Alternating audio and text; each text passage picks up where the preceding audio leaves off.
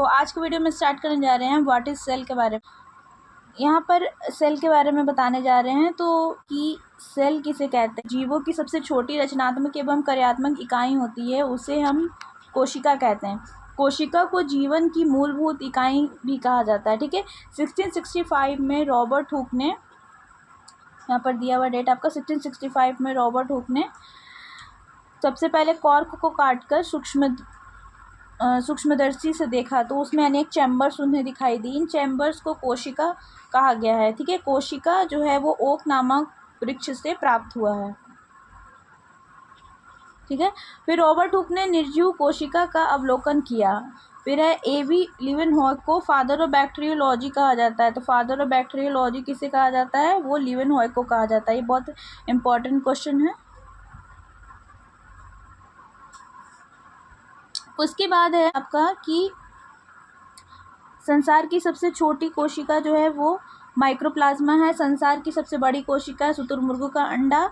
और मानव शरीर की सबसे छोटी कोशिका है मस्तिष्क का सेरिबेलम। और मानव शरीर की सबसे बड़ी कोशिका है अंडाणु। मानव शरीर की सबसे लंबी कोशिका है न्यूरॉन। और पुरुष की सबसे छोटी कोशिका शुक्राणु है। नोट में यहाँ पे देखेंगे हम कि कोशिका का आकार जो है वो माइक्रोमीटर से मापा जाता है। ये एनसीईआरटी में मेंशन है आपका कि कोशिका का जो आकार है वो किससे मापा जाता है, ये माइक्रोमीटर से मापा जाता है। ठीक है, उसके बाद है कि कुछ कोशिकाएं अपना आकार पल पल बदलते रहते हैं, जैसे अमीबा हो गया। मनुष्य की WBC कोशिका का आकार निश्चित नहीं होता है। कोशिका के विभिन्न घटकों के लिए शब्द है कोशिका अंगक। ठीक है, फिर है सेल थ्योरी। तो सेल थ्योरी के बारे में आपको दो जर्मन वैज्ञानिक जो है स्लाइडन एवं स्वान, ये दोनों वैज्ञानिकों ने बताया था।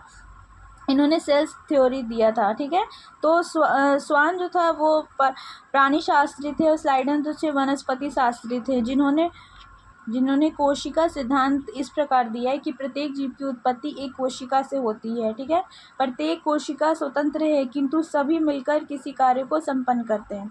कुछ जीव कोशिका सिद्धांत का अनुपालन नहीं करते हैं। उनकी विशिष्ट संरचनाएं कोशिका सिद्धांतों के तथ्यों का अपवाद, ये जीव निम्नवत हैं। ठीक है, यहाँ पर हम आगे देखेंगे। देखिए कि सजीव निर्जीव की मध्य कड़ी माने जाते हैं। जीव द्रव्य व कोशिकांगों का अभाव अनेक जैविक क्रियाएं जैसे श्वसन उत्सर्जन वगैरह विषाणु में नहीं होते हैं। गुणन केवल परपोषी कोशिका के अंदर होते हैं।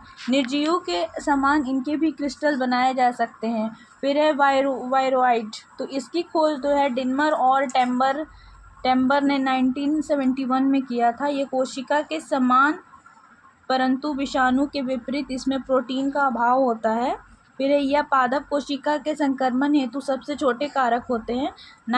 नारियल में कैंड्रा नामक रोग और आलू में जो है वो, देखिए यहाँ पे इम्पोर्टेंट है, आलू में जो है वो तुर्ककंद नामक रोग इसी के कारण होता है। ठीक है, फिर है आपका प्रायोन। इसकी खोज जो है स्टेनली पू मिलर ने किया था 1982 में। ये केवल प्रोटीन से निर्मित होता है। ठीक है, इसमें क्या होता है,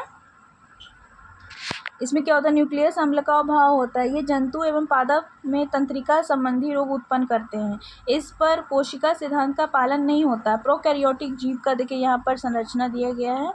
ये जो आपका है वो पूरा प्रोकैरियोटिक का यहाँ पर फिगर बना हुआ है कि देखिए कोशिका भित्ति कहाँ पर है, फिर आपका कोशिका द्रव है, राइबोसोम है, पिली है, ये सब इसका पार्ट्स के बारे में दिया गया है। नेक्स्ट यहाँ पर हम देखते हैं यूकैरियोटिक सेल। ठीक है, यूकैरियोटिक सेल का यहाँ पर फिगर दिया गया है। यूकैरियोटिक सेल का यहाँ पर फिगर में क्या क्या बताया गया है ये आपको है। यहाँ पर यूकैरियोटिक सेल में आपका यहाँ पर गोल्गी काय है, चिकनी अंतःप्रदिविका जालिका है, केंद्रिका है, केंद्रक है, केंद्रक द्रव है, माइटोकॉन्ड्रिया है, फिर है केंद्रक द्रव, प्लाज्मा झिल्ली है, तारक केंद्र है, ये सब यूकैरियोटिक के अंदर पाया जाता है। लाइसोसोम है, राइबोसोम है, फिर आपका खुरदरी अंतःप्रदिविका जालिका है, ये सब आपका यूकैरियोटिक सेल में पाया जाता है। नेक्स्ट आपका देखेंगे, देखिए अंतर बोल रहा है कि यूकैरियोटिक और प्रोकैरियोटिक में आपका अंतर क्या है। तो आपको इसमें अंतर आपको बताया गया है कि इसमें अंतर ये है कि देखिए यहाँ पर मुख्य अंतर इस प्रकार है कि प्रोकैरियोटिक में जो है वो केंद्रक नहीं होते हैं, मगर यूकैरियोटिक में जो होते हैं केंद्रक होते हैं। झिल्ली इसमें अनुपस्थित होते हैं, मगर इसमें झिल्ली उपस्थित होते हैं। इसका आकार छोटा होता है, मगर इसका आकार बड़ा होता है। ठीक है, इसमें डीएनए जो होता है नहीं होता है, इसमें डीएनए जो होता है हिस्टोन के रूप में होता है। विभाजन इसमें बाइनरी विभाजन होता है इसमें, और इसमें माइटोसिस या मियोसिस के माध्यम से विभाजन होता है। ठीक है, उदाहरण के लिए इसमें प्रोकैरियोटिक में बैक्टीरिया और नीलहरी शैवाल आते हैं, और इसमें उदाहरण के लिए जंतु एवं पादप कवक प्रोटिस्टा वगैरह। के लिए इतना ही, फिर इसका पार्ट 2 में बनाऊंगी, उसमें मैं आपको बताऊंगी अच्छे से कि प्रोकैरियोटिक और भी पूरा डिटेल्स में, और यूकैरियोटिक ये सब डिटेल्स में बताऊंगी। तब तक के लिए बाय बाय।